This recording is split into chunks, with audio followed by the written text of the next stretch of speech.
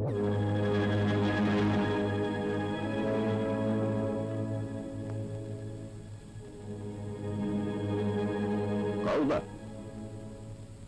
1929 жыл, 3 қаңтар, Қызылорда қаласы. Мен ОЛПУ-дың саяси басқармасы шығыс бөлімі бастығының көмекшісі Саенко Азамат Дулатов медиа күптімесін қарап, қылмыстың нышандар барлығын сездім да қаулы еттім. Азамат Дулатов тергеу барысына кері әсерін тигізуге мүмкіндігін ескере отырып, оны ОЛПУ-дың абақтысына қамауды жөн деп таптым. Дулатовтан жауап алу протоколынан.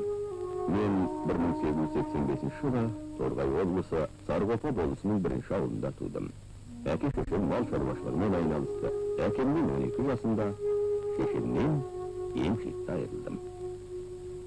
Ол кезде қар үйіліп жатқан, жерлеуге ешқандай мүмкіншілік болмайды. Сонда оң жаққа салып қойған шешесінің қойына 2 жасар бала кіріп кеткен екен. Тің жұрттың бәрін ұйықтап жатқан жерінен көріп, аяп барлығы баланы алып кетеді. Сол кездегі өзінің өмірінің ең аянышты уақытын әкем маған көп айтып беретін.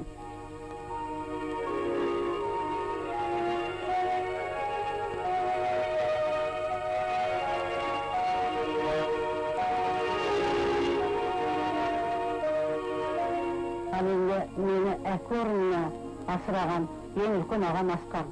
Сот болып жұмыс істеген 1897 жылы Міржақып Торғайлы қаласындағы 2 жылдық мұғалімдер училищесіне түседі. Сол жерде оқып жүріп 4 жыл өтеді, одан кейін елге өзінің ауылына келіп мұғалімдік жұмысқа кіріседі.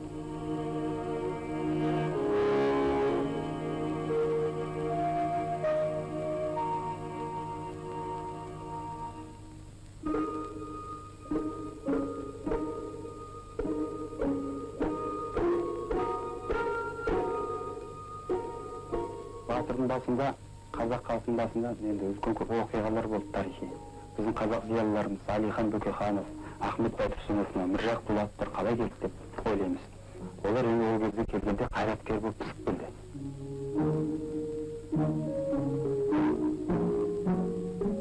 Сол петицияда жазғанда ол не ақпарат жаңа? Неге жетеді олар? Олардың халықтың, қазақ халқының жағдайы, колониялық жағдай. Кешегі халықтың бостандығы жоқтығы, қазақтың миссионерлердің көбеюі қазақ даласында, қазақ тілінің, дінінің еркіндігі, қазақтың 10 десятинадан жер бөліп берді ғой. Қалай өз туған жерінде қазақтар келген переселендер емес сондай жер бөлетін. Сондай көп қысымын айтып, әділетсіздік айтып, сол генерал-губернаторлардың кешегі ауылнай, старшиналардың нелерін, сол өзінің жаңағы қазақ халқының өзіне жаңа еркіндік беру мәселесін көтереді ғой. Бұл қаттатыр бүкіл полициялар хабарлайды, омбы губернаторы, Орынбор губернаторы, Сібір, Петербургға дейін хабар келеді. Оны бүкіл демонстрацияларын, петицияларын құртуға айналады. Сондықтан қазақ зиялылары күзге қарай Орал қаласында жиналады. Бірақ олар Қарқаралыда үлкен бір программа құрады. Бірінші тұңғыш қазақ тарихында кадет партиясын олар құрады. Содан кейін енді сол алғашқы сайлаулар бастайды.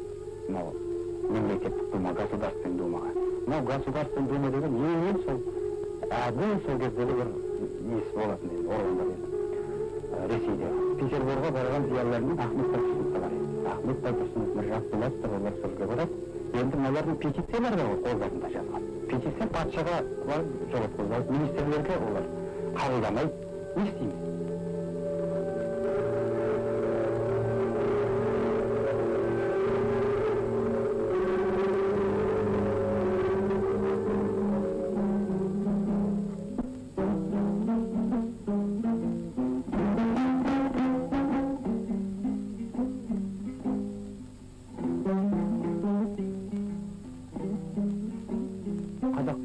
Несі керек дейді, газеті керек. Сонда Шахмардан қоршауыр еді, менде ақшам бар, мен ақша берейін. Демеуші болайын. Сонда ол жерде Абдрашид Ибрагимов деген, Ульфат деген бір татардың газеті болады. Сол Абдрашид Ибрагимов, соның типографиясы Антокольский, оның үлкен орыстың меценаты, Загородный проспект 34, сонда Серке деген газетін ұйғаратылар шығаруға. Міржақыптың осы біздің мақсатымыз атты алғашқы мақаласынан кейін Ерке газеті тәркіленіп, арғын лақап атын жамылған автордың соңына Ақ патшаның тіміскілері түсті. 22 жастағы Міржақып сонша не жазды екен? Қазағым менің, елім менің. Ең алдымен қазақ халқы Россияға тәуелді халық. Оның ешқандай правосының жоқтығы ыза мен тек тудырады. Халықтан жиналатын салық қаражатының көп бөлігі халыққа тіпті де керек емес нәрселерге жұмсалады. Сол мәртебелі министрліктер тағайындаған түрлі чиновниктер мен стражниктер, урядниктер, олардың пиғылдарын жүзеге асыру үшін қазақ елінің төріне аттанып жатқанын көреміз. Бұл чиновниктер қазақ даласына мыңдаған мұжықтарды жер аударып, қазақтардың суы мен шұрайлы жерлерін тартып әперуде. Қазақ жеріне бұл мұжықтарды не үшін жер аударады? Әлде Россияда жер аз ба? Шұрайлы жер аз емес, бірақ соның бәрі байлардың, дворяндардың, помещиктердің қолында. Олар өз жерлерін ешқашан тегін бермек емес, алғаштан өлуге шақ жүрген мұжықтардың оны сатып алуға шамасы жоқ. Міржақып 1909 жылы кәдімгі әйгілі болған жұртқа Оян қазақ кітабын шығарды. Ол Оян қазақ дүниеге келгенде, ол үлкен қауымға, үлкен ел ішіне әсерін зор көрсетті.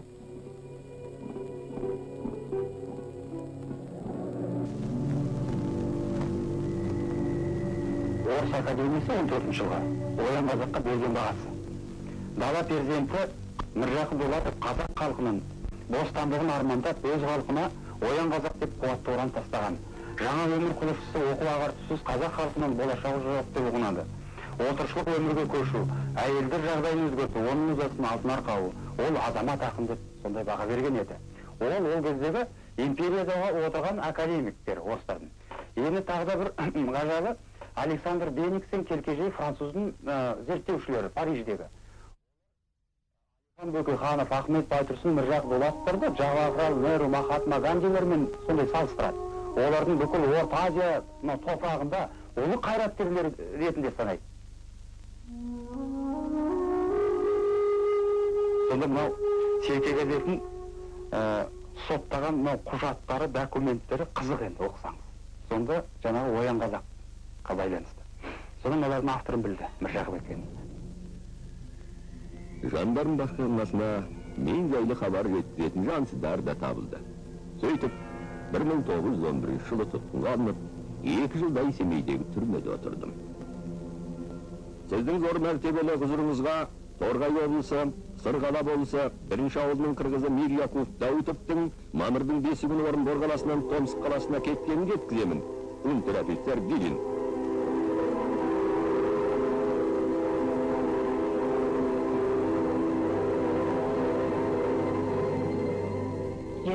жасар Міржақып Омбы қаласына келеді. Бұрын танитын Ғани Жамалға үйленбекші болып.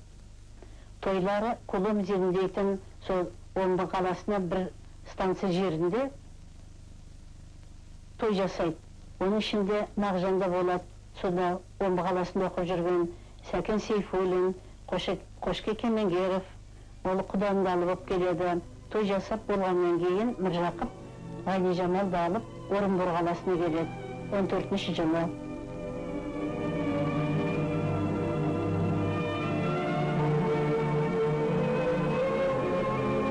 Сіздің зор мәртебелі құзырыңызға Миряков Дулатовтың биылғы жылғы мамырдың 17 күні Томск қаласынан Орынборға келіп, Абрамовтың үйіне тоқтаған хабарлаймын.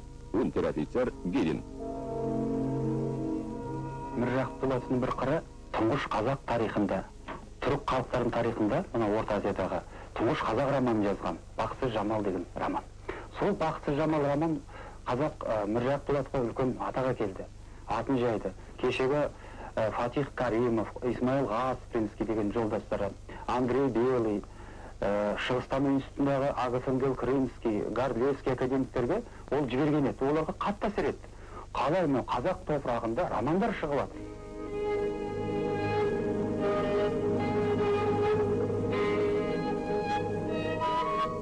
Шығыстан институты Міржақыптың Бақытсыз Жамал романын орыс тіліне аударады, Оян қазақтағы азамат шығармасындағы өлеңдерін аударады.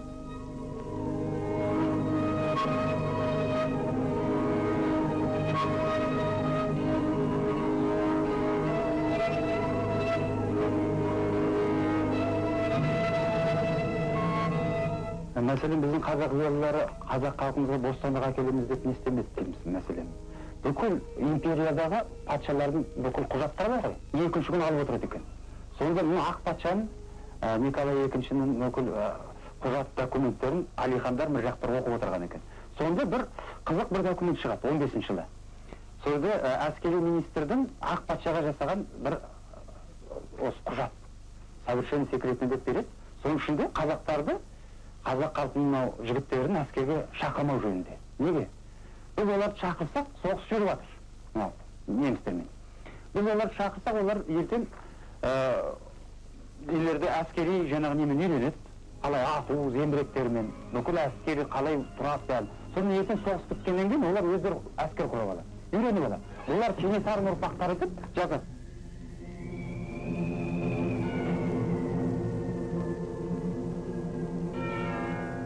Жылдық көтеріліс патша үкіметі үшін әрине күтпеген оқиға еді. Бұл көтеріліс сонымен бірге қазақ интеллигенциясы үшін де сын сағаты болды. Оқиға қазақ интеллигенция арасында бірнеше ағымдардың бар екендігін көрсетіп берді. Егер оларды біз саралап айтар болсақ, мынаны байқаймыз.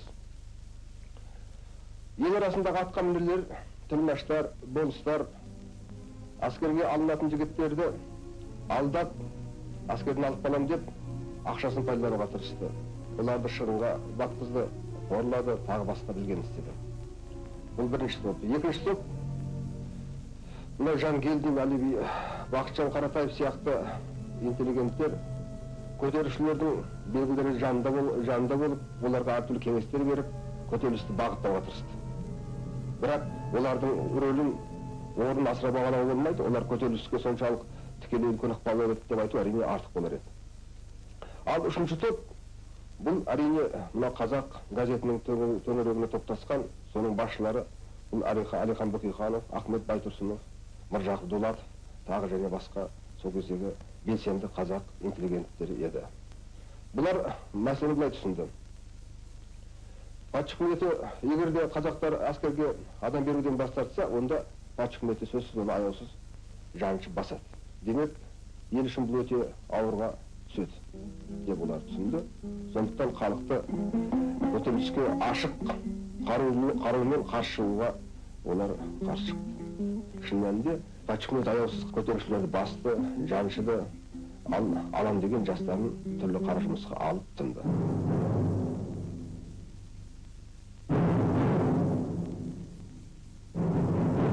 Олар Алиханмен Петербург қаласына келеді.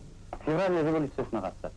Сол февраль революциясына қатысқан жаңағы Керенскийдің олардың енді нелері бар, киноға түсетін адамдар соны түсіргенде Міржақыптың мынау немен кестіріп жатқанда милицияларға құрият деген сөзді самоопределение нацияның плакат ұстап жатқан кестіріп жатқанда сөзді көрінеді. Міне, айтыңыз, нағыз адам ел бостанып Петербургтан қайтадан шығып отыр.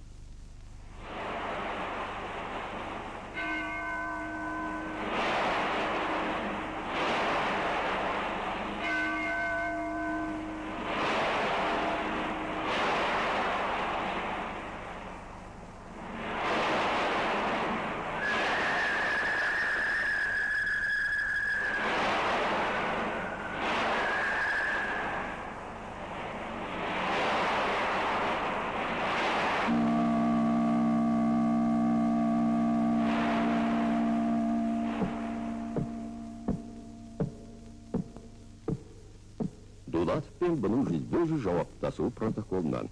Бәлкім сіз кейбір жайды Дулатовтың есіне саларсыз? Жауап. Біз қазақша малдас құрып жерде отырдық. Бұл жиналысты ұйымдастыру және бағдарлама мен құжат жасау мәселесі қарады. Сұрақ Дулатовқа. Енді есіңізге түсті ме? Жауап. Ондай жиналыс болған жоқ. Менің бұға бір сауалым бар. Қандай ұйым туралы сөз болды ол отырыста? Бұның жауабы. Менің байқағаным сол ұйым жайлы. Алашорданың бағдарламасы сөз болды. Дулатов. Мұнаның сөздерінен ұққаным, біз Алашорда ұйымы мәселесін талқылаппыз. Бұл шындықтан алшақтау. Себебі өз кезінде Алашорданың бағдарламасы жасалып қабылданған. 1917 жылғы июльде Орынборда бірінші жалпы қазақ съезі өтті. Белгілі осы съезде Алаш партиясы құрылды деп айта аламыз. Ал енді осы кезеңнен бастап қазақ даласында ықпал үшін, саяси ықпал үшін екі саяси ағым күресі деп айта аламыз. Большевиктер партиясы мен Алаш партия арасында әрине үлкен принципті айырмашылық бар еді. Егер большевиктер саяси билікті қолға алу, сол арқылы жекеменшікті жою, соның негізінде әлеуметтік теңдік орнату мәселесін қойса, Алаш партиясы керісінше олар айтты, қазақ қоғамы әлеуметтік теңдік көшуі әлі ерте. Оған дейін қазақ қоғамы шешіп алатын бірінші кезекте тұрған мәселелер бар деп түсіндірді. Ол қандай мәселелер еді? Олардың ойы бойынша қазақ қоғамы үшін ең бірінші қажет нәрсе ұлттық автономия жариялау, мемлекеттік еркіндік алу. Соның негізінде жалпы демократиялық мәселелер шешу. Ол қандай десек, ең алдымен жер мәселесін шешу. Алаш партиясы бірінші кезекке қойды. Сонымен басқа жаңағы әлеуметтік, сол мәдени мәселелерді қойды. Ал енді бұл уақыт көрсетіп бергендей, кейінгі уақытта Алаш партиясының ұстанған позициясы сол кезде жалпы ұлттық, жалпы демократиялық мәселелер шешу, соны күн тәртібіне қоюы шын мәнінде тарихи тұрғыдан алғанда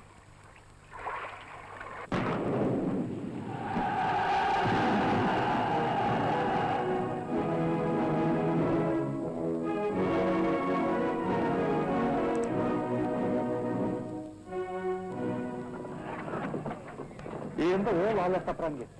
Ана жақтан ақтар келеді, қазақ ауылын бір шабады, мына жақтар қызыл әскер келеді, бір шабады. Ол енді қазақ халық мал емес қой, айдап салады. Қалай өзінің көсемдері бар, зиялылар бар. Міржақыптың кеңес үкіметіне қарсы болғандығы ол рас. Рас, ол Фрунземен соғысқан рас, Шепаевпен соғысқа қыстаған рас. Мұны неге Торғайға байланысты? Амангелді, Әліби Жангелдинге байланысты зерттеушілеріміз. Сонда мен анау зерттеушілер көп диссертациялар жаздым. Енді бір-бірінен енді тарихшылар кешірсін мені. Енді сөздер бір-бірінен ұқсас. Кім қайдан алған, қай источниктен алған, сон жаңағы кешегі қазақ халқының жаулары, жаңағы фашистер жендет, Байтұрсынов, Дулатов, Бөкейханов, Жұмажан Жұмабаевтар осы себеп болды. Амангелді атамызды өлтіруге сондай неге. Міржақып Амангелді енді қарым-қатынасын тікелей айтайықшы осыны. Сонда ол қарым-қатынасы Міржақ өз бір жағынан ұстаз болды Амангелді. Бір. Екіншіден өздері жерлестер. Сонан кейін 15 жылы Белқұда деген мақала шыққан. Ол кезде революция жоқ, түгі жоқ. Сонда бір қазақтың жігіті айтылады Торғайда, Амангелді. Міржақыптың жауабы. Шалқарға көмекке жетуге Жангелдиннен телеграмма алып, көптен бұл айсаңда жете алмаймыз деген жауабымыздың орнына Иманов тура проводпен мен барар едім, алаштықтар көнбей отыр деп келісуімізді бұрмалапты. Өзіне көмекке келе жатқан таран тобымен бірлесіп, бізді тұтқындамақ ойын сездік те оны қамауға алдық. Сонан соң отрядтың алдына шықты. Оны қарусыдан бұрып, ертеңіне Торғайға келсем, осындағы жігіттерім қарбаласта Иманов пен тыңшылықта жүрген таранды ат тастапты. 1919 жыл Торғайда Амангелдінің өлтірілген белгілі. Ал енді осыған байланысты мынаны айтуға меніңше қажет. Бұл жерде біз осы оқиғадан Амангелді мен Міржақыптың арасындағы, не болса белгілі бір екі ру арасында қақтығысты көрсек, бұл үлкен қателік болар еді. Мен тарихшы ретінде осы құжаттармен жақсы таныс адам ретінде мынаны айтар едім. Бұл жеке адамдар арасында қақтығыс емес, жеке қайраткерлер арасында қақтығыс емес, бұл екі азаматтық позицияның. Егер басқаша айтсақ, таптық мүдде мен ұлттық мүдде арасында қақтығысты, трагедиялық қақтығыс еді. Амангелді Иманов белгілі дәрежеде сол таптық позицияның құрбаны болды деп айтамыз.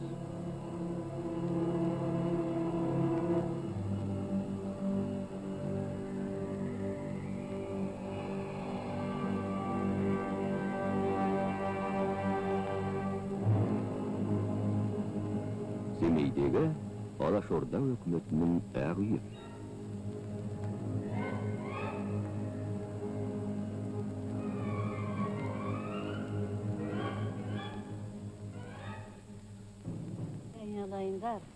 Мен бұл үйде 5 жасымда әкем Міржақып, атамыз Әлихан Бөкейханов үй ішімен отырғанбыз. Ал енді менің көзіме сондай ыстық көріп тұр. Мен қазір тебіреніп осы қандай болып тұрғанымды сезе алмаймын, айналайын. Осылардың алғасын басқан іздерін мен көріп тұрған сияқтым, естіп тұрған сияқтым, солардың даусын. Анау қорадан шығып маған Атеке дейтін мен, Әлихан атамда.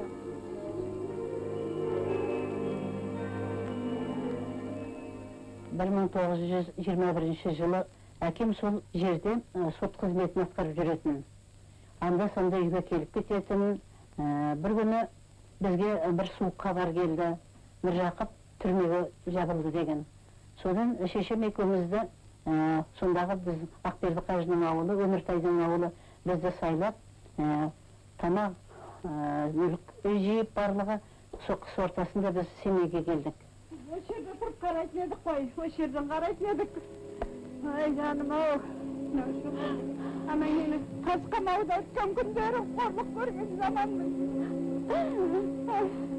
Енді ұрпақтар көрмесін оны. Ой жаным-ай, осы жерде отырдық қой. Ой Алла.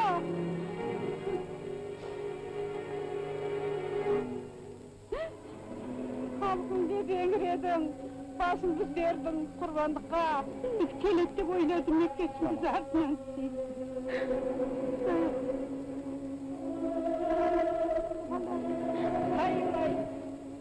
Ой жаным. Атын шығарып сонша Алаштың қорлығын, Алаштың көргені. Бірақ не керек? Әйтеуір аттарын шығарып, Алаш деген қазір қайта құрылып жатыр. Қазағым енді бұндай қорлықты көрмесін. Ел жүкіндай, елінің жекеменшік ел болуын. Мына Семейдің түрмесінде Ахмет атам тергеусіз 9 ай отырса, менің әкем Міржақып Дулатов 1 жылда 7 ай отырған. Одан кейін Бөкейхан атамда мына Павлодар түрмесінде отырғанда қарап отырмайды. Қолында қаламын төспеген кісілер. Сол кезде аударған кітабы бір саяси орыстың кітабы, енді оны атап айтқым да келмейді. Соны аударып отырған кезінде господин Бөкейханов, вы свободны, можете идти, освободили вас дегенде, ол кісі айтыпты. Мен мына тәржімалап кітабын бітіргем жоқ, мен 1-4 күн тағы отыра тұрайын деп. Ол кімнің қолынан келеді, білдіңіз бе? Анау бостандықты сүймейтін, абақтының 4 қабат тас қамауынан шығып кетуге соған өзінің несі жетпеген. Бармаймын, мен мына жұмысымды бітірем дейді. Мінекей, ол кісілер аттың қомында, жолдары ұзақ, осы 4 Қазақстанның барлық болмаған жерлері жоқ.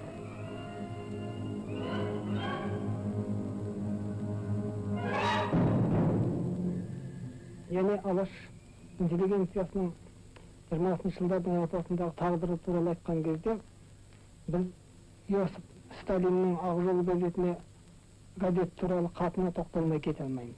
Құрметті жолдастар, жолда менің Ақ жол журналымен танысуға мүмкіндігім болды. Менің осыған байланысты белгісіз емес Шоқаевтың Ақ гвардияшыл баспасөздегі кейбір мақалаларын еске түсірдім. Және өзімді шошытқан осы мақалалар мен Ақ жол журналының рухани ынтымағы деуге болатын кейбір жаңалықты аштым. Ақылға сыймаса да бұл факт. Ақ жол әрине өзді аңғармастан Шоқаевқа көлемді материал береді. Тіптен де аңғармай қалынбайтын Шоқаев болса, бұл материалдарды қорытады және жұртқа ұсынады. Мен сынды түсінемін. Мен коммунистердің қызметін сынау мүмкіндігін және қажеттігін толық ұғамын. Бірақ табалаушы және кекшілсің, бұл біздің сынымыз емес. Мұндай сынға кеңестер елінде орын болуға тиіс емес. Мұндай сын буржуазияның қолына коммунизмге қарсы, кеңестерге қарсы, кеңестер одағында өмір сүріп және тіршілік етіп жатқандардың бәріне қарсы құралған ұсынылады. Осыған байланысты Ақ жол журналын түбірінен жедел түрде қайта ұйымдастыруда. Одан партияда жоқ интеллигенттерді қуып, және оны коммунистік насихаттың органы етуге байланысты шаралар қолдануды сіздерден сұрауды мен өзімнің міндетім деп санаймын.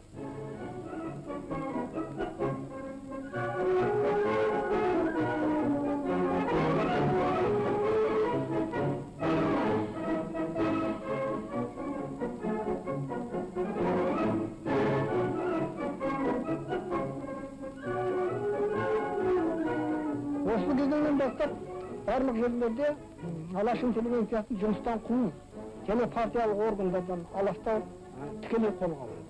Қазақ байларын кәмпескелеу науқанында 1928 жылы тек қана бір кәмпескеге байланысты декреттің барысында 44 алаш қозғалысының мүшелері кеткен, қуғындалған. Қуғындалудағы негізгі қойылған кінә қазақ даласында кеңес үкіметіне қарсы көтеріліс ұйымдастыруға әрекет жасады. Мақсат Совет үкіметін, яғни кеңес үкіметін құлату болатын деп атап көрсетілді барлық құжаттарында. Міне, кейін ойдан шығарылған Алашорда ұйымының жалған орталықтарын сызып берген бір Қаскөйдің өзі архив қоймаларында әлде сақтаулы.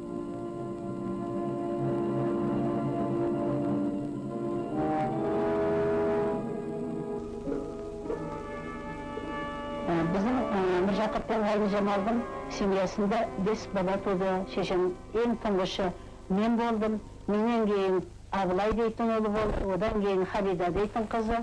Әрірек мінекей 3 ұл, 2 қызы болды Ғайны Жамал мен Міржақыптың.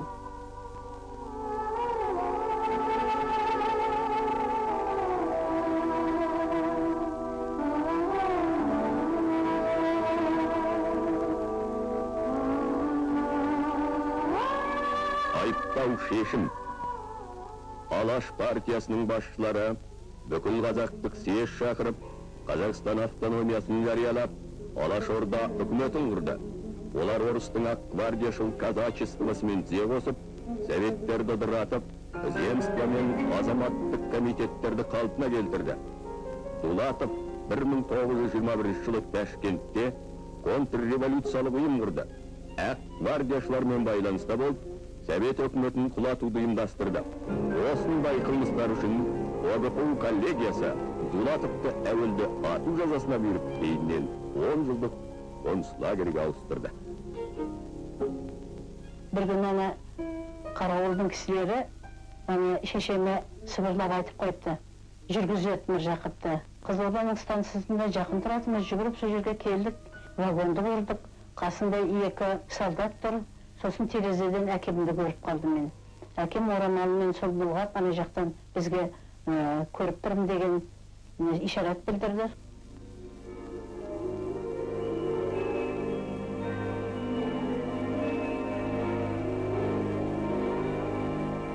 Жарғана бірінші рет кездесуіміз бір итап келіп, соның ішінде таныс адам бар ма білемін деп лагерге біз тұрған келді. Оның лагер ішінен таныған адамы Жылқайдар Тайқоңыр, Байқоңыр деген болған екен. Сол Тайқоңырдың Рақымжанын танысты. Содан былайғы жерде дәлелдей басқа көп таныс бола қойған жоқ. Бізді сол жерге милиция айдап барады. Анда-санда манағы милициядан рұқсат алып, барып тұрамын жақаңа. Тұрмыстары жақсы. Кір жуатыны бар, тамақ істейтіні бар, үй сыпыратыны бар, тұрмыстары өте жақсы, күйлі тұрды ол кісілер. Лагердің адамы сияқты азып тозып жүрген жоқ. Ой жаққа көңілді болсын, бір әңгіме жазып берістейтінім сонда. Сен айдаған селдің бірі қарашым, жаңа талап балдырғандай баласын, жауғырығы жастай түсіп мойынға, ақ теңіздің жүрсін сарылап жағасын.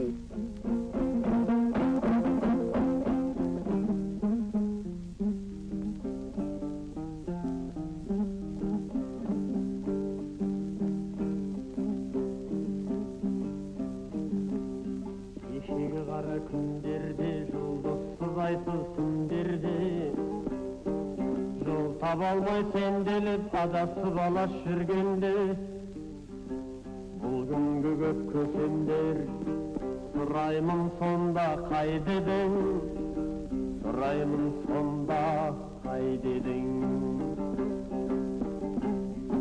ақыл таппай тағдырым жанашыр таппай сандалып барарын қайда біле алмай тұрған бір кезде санғарып есепсіз көп шешендер жөніңді айтшы қайдедің жөніңді айтшы қайдедің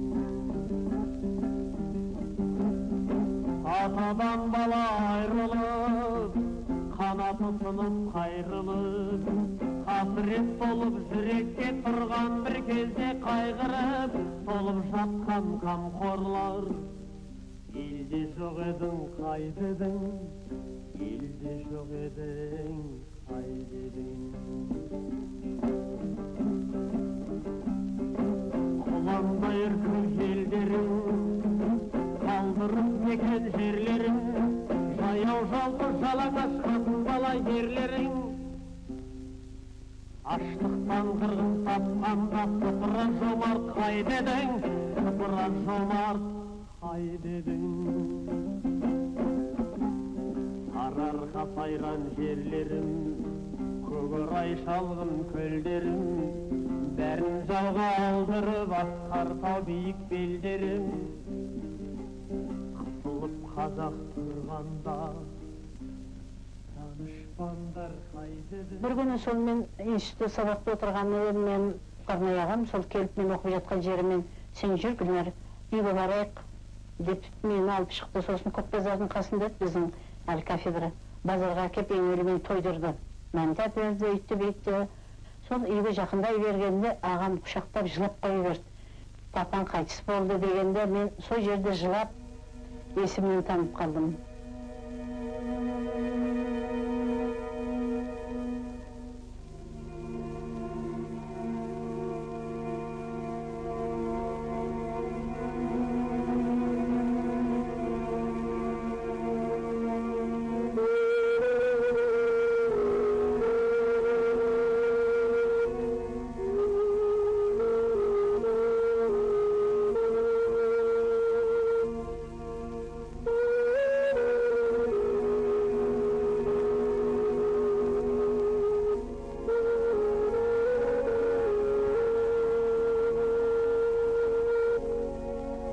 Қазақ тарихының ірі қайраткерлерін аттау 1957-1959 жылдары басталды. Гүлнар апайдың әкесін аттау жайлы өтініші аяқсыз қалды. Тек 1988 жылы ғана сәті түсті. Міржақып та, оның ағасы, Нақжанның көрші концлагерде отырған Асқар да ақталды.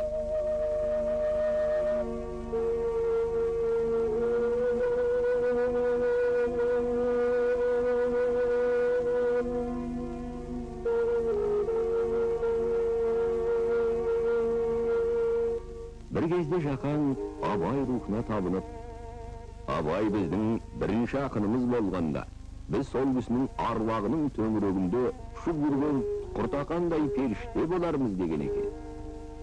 Қайран асыл әке, сіздің рухыңыз мұнда болғанда, сүйегіңіз қай топырақтың астында қалды екен?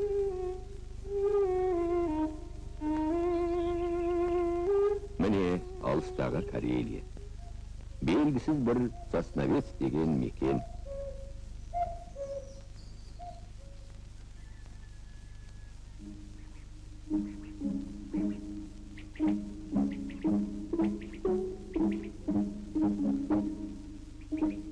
Мына үйде 1934 жылы Міржақып өзінің артынан іздеп барған әйелі Ғайнижамал мен баласы Әлібекпен қуаныса қауышқан. Мынау Міржақып жұмыс істеген лазареттің жұрты.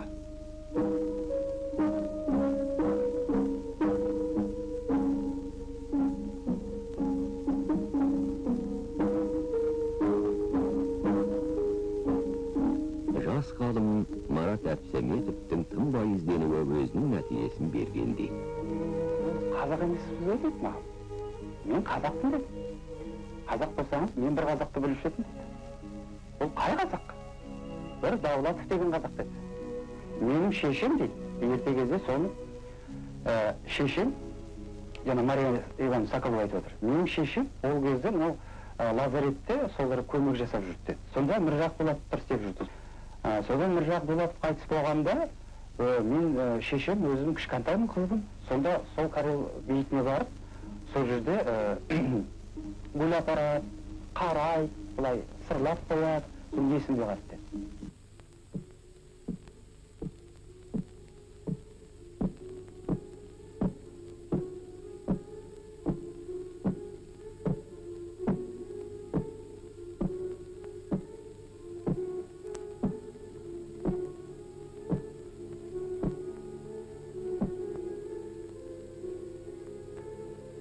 На окраине кладбища сразу в лицо бросалась одна могила, которая расположением своего памятника отличалась от всех других, захороненных по христианскому обычаю. А так как у мусульман памятник ставится в изголовье, то и эта могила этим отличалась. Зираттың шетінде оқшаулау, По рассказам көзге ерекшелеу көрінетін бір мола тұр. хоронил деда, что Білікті екені бірден байқалды. по мере возможности Басқа молалардан тағы бір айырмасы, орналасуында христиан салт сақталмаған. Себебі белгі қабірдің бас жағына қойылған. Осы араның кәрі тұрғындары мен көз көргендердің айтуына қарағанда, мұнда жерленген жанды татар адамдары мұсылман дәстүр салтымен арулап қойған екен. Біздің атамызды білетін жандар Сосновец станциясында әлі де бар екен. Олардың кейбірі көп жылдардан бері атамыздың қабіріне қамқорлық жасап, көз қырларын салып жүріпті. Моланың айналасын тазалап, қоршауын сырлап жүрген екен. Біз моланы аршып, аша бастаған сәтте, қасымызда осы поселкалық кеңестің төрағасы, аудандық прокурор мен аудандық санитарлық эпидстанциясының өкілі болды. песчаный грунт, который не удерживал воду. Мола толық ашылған кезде бірден байқалғаны, табыт жақсы сақталған екен. Оның себебі бұл жердің топырағы дымқылды ұзақ ұстамай көбіне құрғақтау келетіндігінде. Табытты ашқанымызда көзге бірден шалынғаны мәйіттің қап-қара шашының сол қалпында жатқаны. Екіншіден, алдымыздағы азиялық адамның бас сүйегі екендігін бірден аңғарды. Атамыз қайтыс болғаннан кейін үйіне туған туыстарына оның кейбір ұсақ түйек заттарын қайтарған ғой. Солардың арасында алмал-салмалы тіс протезде болатын. Мына алдымыздағы бас сүйекті жетіспей тұрған істердің орнына сол протез дәл келе кетті. Міне, осындай айғақтардың бәрі бұл мәйіттің біздің атамыз Міржақып Дулатовтікі екенін ешбір айна қатесіз дәлелдеді. Мұнан кейін Карелия үкіметі біздің ізгі ниетімізді қолдап, атамыздың мәйітін туған жеріне апарып жерлеуге келісім берді. После этого правительство Карелии пошло к нам навстречу и дало разрешение на перезахоронение останков деда и дало разрешение вывезти в Казахстан.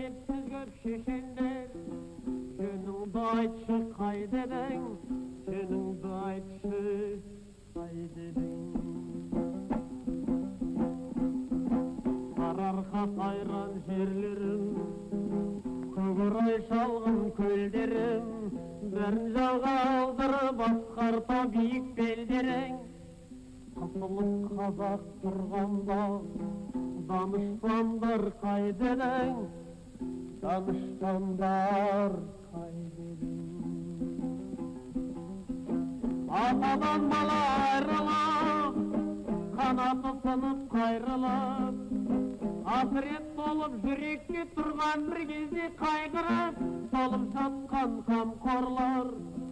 Elde yok edim kaydedin, elde yok edim kaydedin.